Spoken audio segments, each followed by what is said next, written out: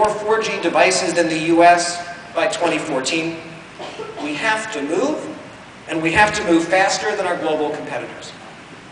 Otherwise, we'll read more stories like the one about Applied Materials, which moved its chief technology officer and advanced solar R&D operations from Silicon Valley to Beijing. How many times does that have to happen before we declare a crisis? To be clear, when it comes to mobile broadband, the US is off to a very strong start. We completed our DTV transition before other countries and are beginning to reap the benefits of our digital dividend.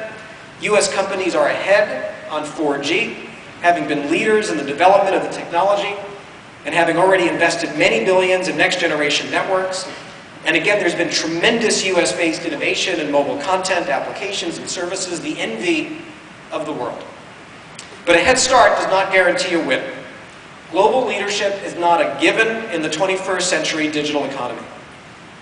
The challenge we face here in the US is not just that demand has spiked and spectrum is finite, it's that our spectrum policies are outdated, reflecting the communications needs of the 20th century, not the 21st.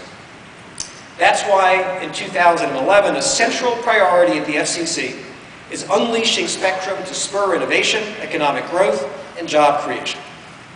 In our National Broadband Plan and elsewhere, we've laid out a bold mobile innovation agenda, and we've already made significant progress on multiple fronts.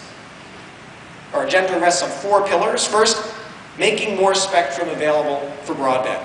We've set a goal of freeing up 500 megahertz of spectrum by 2020, double what's now available. And by lifting unnecessary restrictions on WCS and satellite bands, we're well on our way to freeing up the first 100 megahertz. But it's not enough. Second, encouraging more innovative and efficient uses of spectrum, from dynamic spectrum sharing and secondary spectrum markets to smart antennas and femtocells. Third, empowering consumers and entrepreneurs by driving widespread adoption of mobile broadband, increasing digital literacy, and promoting competition, transparency, and vibrant innovation on the mobile platform. Mobile devices are helping raise internet adoption among low-income and minority communities and can help address long-standing challenges for people with disabilities.